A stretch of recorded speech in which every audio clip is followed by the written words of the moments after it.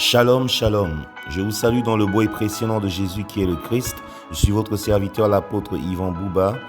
Êtes-vous prêts pour le café matinal? Prions. Père éternel, nous te prions ce jeudi 2 janvier 2026 que tu puisses étendre ta main sur nous, nous ouvrir les portes de cette année et commencer ce nouveau voyage avec nous selon les orientations du Saint-Esprit. Je prie que cette parole qui sort trouve une place dans nos cœurs et qu'elle agisse pleinement en chacun de nous dans le nom précieux de Jésus. Amen. Chers chrétiens héritiers de l'immortalité en Christ, chers chics, nous commençons cette année une première série d'enseignements et le thème de l'année, c'est l'année de la famille en Christ, la fête de la famille en Christ. Et la première série commence avec la notion de la famille. Que dit Dieu sur la famille? Je parle de la famille biologique, je parle de la famille en Christ en même temps. La Bible dit que la famille est une institution déjà, elle est divine, elle vient de Dieu. La notion de famille a été conçue par Dieu lui-même. Dans Genèse au chapitre 2, verset 24, vous lirez: « C'est pourquoi l'homme quittera son père et sa mère et s'attachera à sa femme, et ils deviendront une seule chair. » Dès le livre du commencement, Dieu crée l'homme et la femme. Il crée l'homme et la femme et il les met ensemble dans un foyer. Et cette notion est prise plus tôt dans Genèse 1, 28.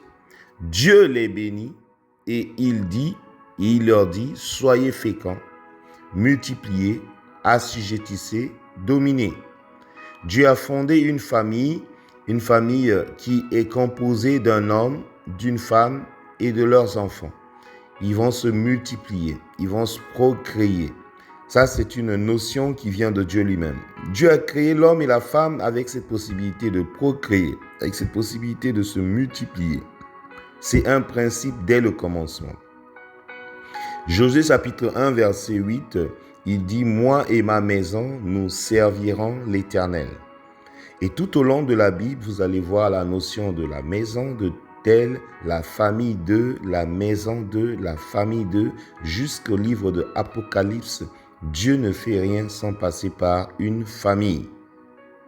Oui, c'est pourquoi je voudrais que Dieu nous a conduits cette année à parler de la famille et à aller régler ces problèmes qui nous tuent, ces problèmes qui nous détruisent, ces problèmes qui nous mettent tout le temps en rogne. Chacun sort de sa maison avec des problèmes. Dieu n'appelle pas un individu, mais il appelle toujours une famille. Même quand il parle à un individu, il parle à lui et à sa famille. Les progrès d'une nation dépendent essentiellement du progrès de chaque famille. Nous ne pouvons pas vivre l'enfer dans nos maisons et espérer apporter quelque chose de bon à l'école, espérer apporter quelque chose de bon au travail, espérer apporter quelque chose de bon dans nos business ou même dans la rue, dans la circulation. La société n'est que le fruit de ce qui se passe dans chaque maison, dans chaque famille. Et le Seigneur invite l'Église, au travers de ma voix cette année, à avoir un regard particulier sur la famille parce que les problèmes sont nombreux. Les couples, ils vivent dans un concubinage sans dot ni mariage. La violence verbale et physique est quotidienne dans les foyers. Les ressources de la famille sont dilapidées dans les réjouissances. Les parents n'arrivent plus à éduquer leurs enfants selon le Seigneur. Les enfants sont abandonnés à la télévision et au smartphone. L'Église n'est plus la famille, mais un lieu de politique.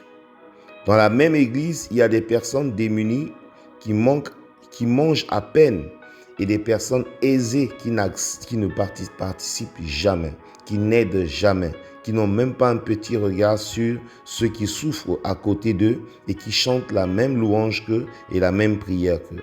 Les églises se combattent entre elles. Je parle de la grande famille chrétienne, le corps de Christ. Elles se combattent contre elles-mêmes. Elles s'insultent sur les réseaux sociaux.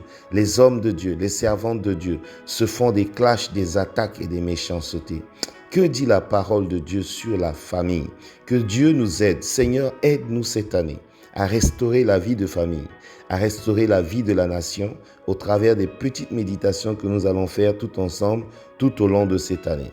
Au nom puissant de Jésus-Christ. Amen. Bien-aimé, partage cette écoute avec ta femme, avec ton mari, avec tes enfants, avec tes proches, avec ton église, parce que ça va nous faire du bien.